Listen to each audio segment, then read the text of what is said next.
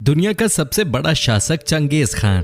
आज से 800 साल पहले दुनिया ने एक ऐसा शख्स देखा था जो शायद उस युग के लिए अभिशाप था। उन दिनों जब रात को बच्चा रोता था तो माँ कहती थी, बेटा सो जा, नहीं तो चंगेज खान आ जाएगा। इस आदमी ने न सिर्फ लोगों को, न सिर्फ शहरों को, बल्कि पूरे के पूरे देशों को मिटा दिया था। चंगेज खान का नाम सुनकर अच्छे अच्छे सुरमाओं का पसीना छूट जाता था। चंगेज खान का नाम इतिहास के उन क्रूर तानाशाहों में शुमार है जिन्होंने अपनी बादशाहत के लिए लाखों निर्दोष लोगों का कत्लेआम कर दिया था। क्रूर और बर्बर होने के साथ ही चंगेज खान एक कुशल मंगोल शासक भी था जिसने सन 1206 से 1227 के बीच एशिया और यूरोप के एक बड़े हिस्से को जीत लिया था।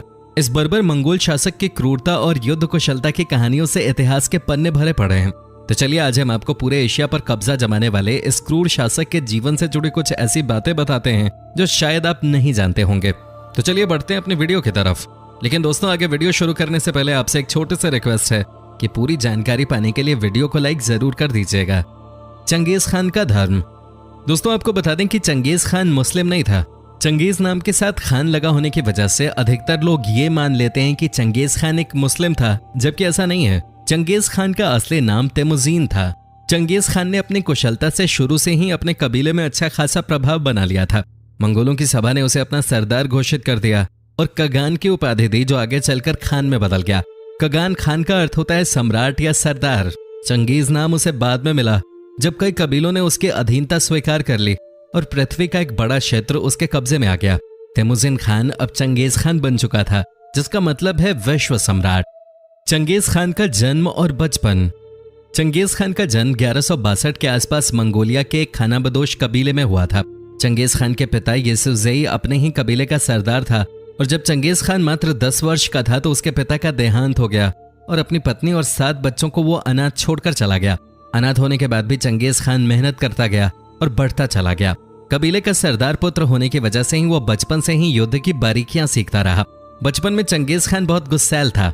एक बार उसके छोटे भाई ने उसकी एक मछली चोरी कर खा ली, जिस पर चंगेज खान को इतना गुस्सा आया कि उसने उसकी जान ही ले ली। चंगेज खान की युद्ध कुशलता। मंगोलिया के खानाबदोश लोग बहुत ही ताकतवर थे, लेकिन उनकी ताकत उनके ज्यादा काम न आती अगर उन्होंने योग्य सरकार न पैदा किया होता। और दोस्तों, ये योग्य सरदार था चंगेज खान। चंगेज खान बड़ी सावधानी और समझदारी से युद्ध करता था। उसने अपने सैनिकों को खास तरह की ट्रेनिंग दे रखी थी और सबसे ज्यादा वो घोड़ों को सिखाता था और इस बात का खास इंतजाम करता था कि युद्ध में एक घोड़ा मरने के बाद दूसरा घोड़ा फौरन सैनिक के पास पहुंच सके, क्योंकि उस समय युद्ध में तेजी के लिए घोड़ों का बहुत महत्व था। युद्ध में भले ही चंगेज खान की सेना विरोधी सेना से कम होती थी, लेकिन उनके पक्के अनुशासन और संगठन के कारण जीत हमेशा चंगेज खान की सेना की ही होते थे। 4 करोड़ लोगों की मौत का जिम्मेदार था चंगेज खान। चंगेज खान को एक तो उसके साम्राज्य विस्तार तो दूसरी उसकी क्रूरता के लिए जाना जाता था। अपने विजय अभियान के दौरान वो जिस भी क्षेत्र में जाता, शहरों के शहर तबाह कर देता और खूब मारकाट करता। एक अनुमान के अनुसार उसने अपने समय की 11% आबादी का सफाया कर दिया था, जो है तकरीबन 4 करोड़। उसकी बर्बरता का अंदाजा इसी बात से लगाया जा सकता है कि उसने सन 1219 में इराक पर हमला कर वहां की 75% आबादी का खात्मा कर दिया था और उज्बेकिस्तान के बड़े शहर बुखारा और राजधानी समरकंद को पूरी तरह से जलाकर राख कर दिया था। बुखारा की 10 लाख की आबादी में सिर्फ 50,000 लोग ही जिंदा बचे थे।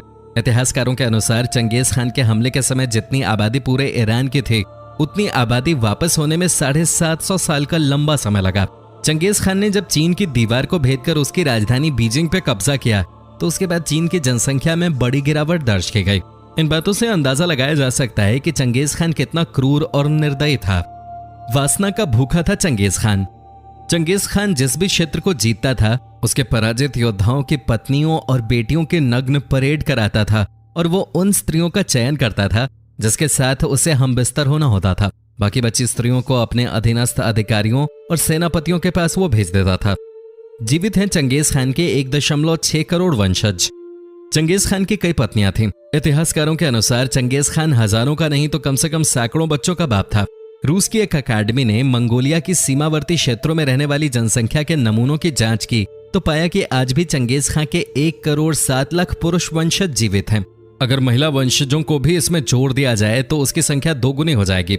इसका मतलब है कि पृथ्वी पर लगभग 3 करोड़ लोग ऐसे हैं जिनके दादा के दादा के दादा और नानी की नानी की नानी का पिता चंगेज खान था। ऐसे की थी अपने विजय अभियान की शुरुआत।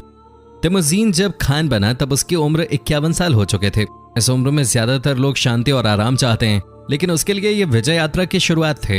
एक कहानी के अनुसार एक बार चंगेज खान शिकार से वापस लौट रहा था। जब वो ठिकाने पे पहुंचा तो अपनी जवान पत्नी को गायब पाया। बाद में पता चला कि एक दुश्मन कबीले के लोगों ने उसकी पत्नी का अपहरण कर लिया है।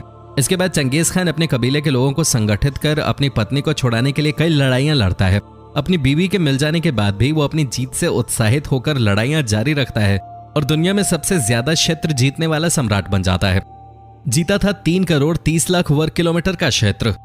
चंगेज खान ने 1206 से 1227 के बीच दुनिया के सबसे बड़े हिस्से पर कब्जा कर लिया था, जिसका क्षेत्रफल लगभग 3 करोड़ 30 लाख वर्ग किलोमीटर था। ये पूरी पृथ्वी का 22% है और वर्तमान में भारत से 10 गुना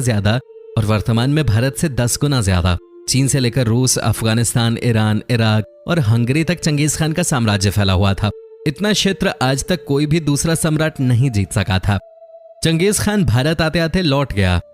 चंगेज खान ने ईरान के जिस राजा खाजा पर हमला किया था, उसका लड़का जलालुद्दीन भागकर सिंध नदी तक चला आया और दिल्ली के दरबार में आश्रय लेने के लिए चला गया। उधर दिल्ली के सुल्तान इल्तुतमिश ने चंगेज खान के डर से जलालुद्दीन को आश्रय देने से मना कर दिया।